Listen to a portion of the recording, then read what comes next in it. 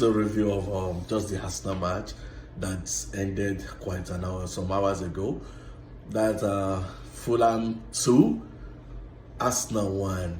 Arsenal scoring first and thinking they are going to just wipe out the sorrow of the last match. But as it is, as the football goes, we have it.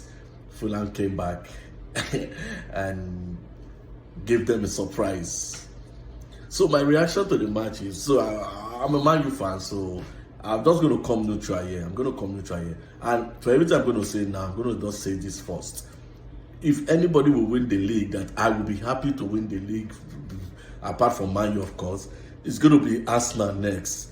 It can't be Liverpool. It can't be Man City for me. It has to be Arsenal next. And if you are a Man U fan, you will know the history be amongst the Liverpool and Man City, why I don't want them near the league. But unfortunately, Arsenal is not playing well and they can't win the league. So this is just what I noticed in the match. So number one, their mentality was down. And this, against West Ham, they actually created some chances that if they have a very prolific striker, it could have ended up being in the net. And again, luck was against them against West Ham. But for this, there was no luck. There was no goal that could have gone in. It was that bad. The performance was that bad. Now, when you lose a match, you are in a title contending season. When you lose a match and you are supposed to go to the next match, I don't care if you are playing Man City, you need to win that match. I don't care if you are playing Liverpool in Anfield, you need to show response to your fans. You need to show your fans and give them hope back.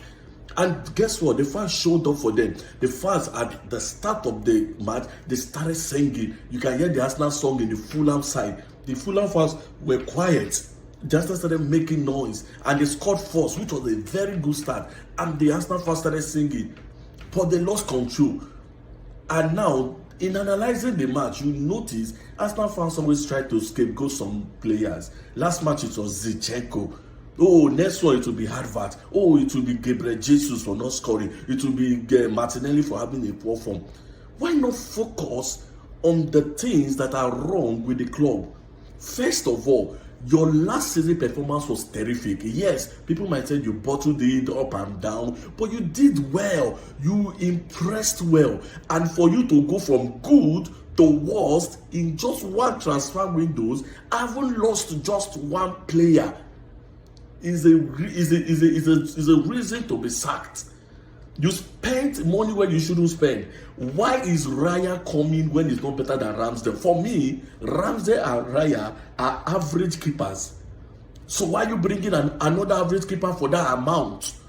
Why are you bringing an Havertz that has not worked in Chelsea, no matter what, even if they've misplayed him in his position or not? Why are you bringing him to a team that is already set, that you know that what you needed was not an Havertz, you needed an out-and-out striker?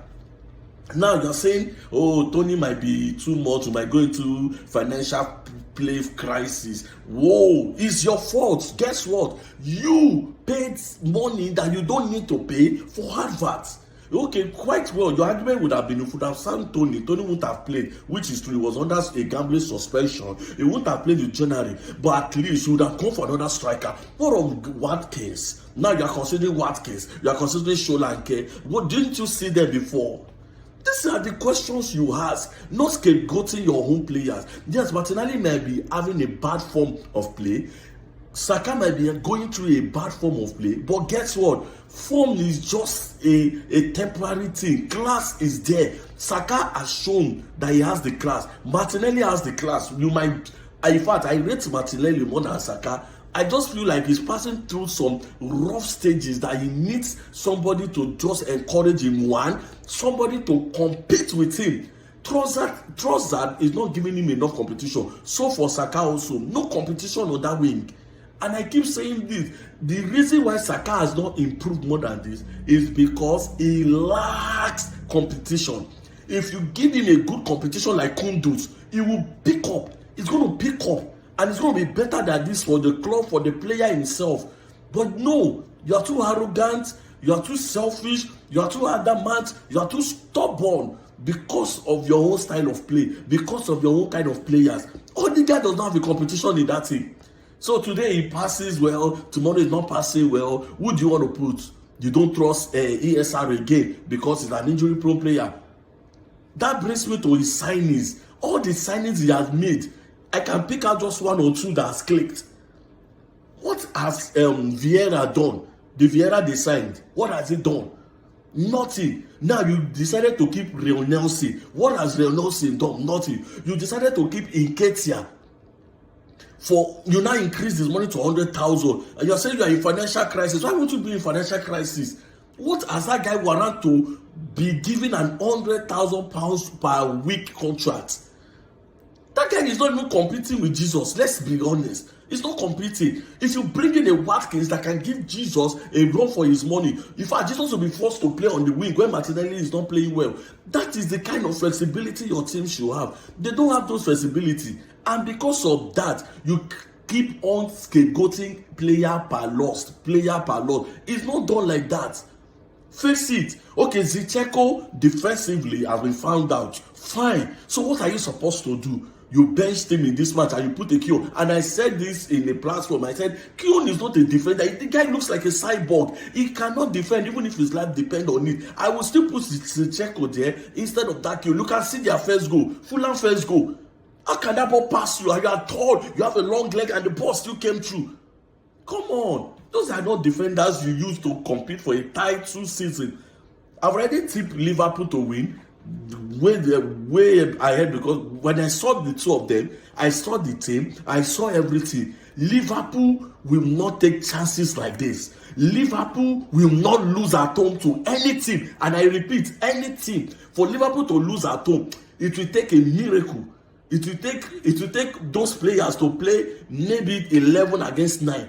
Liverpool at Anfield is like another level of player. They don't play to their skills, they don't play to their potential. They play above, like they are in another realm when they are in Anfield. And that is why I'm tipping them.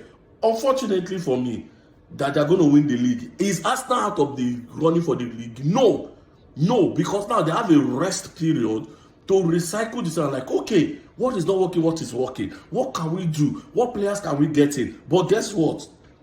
Their coach is a stubborn guy. He's an arrogant person.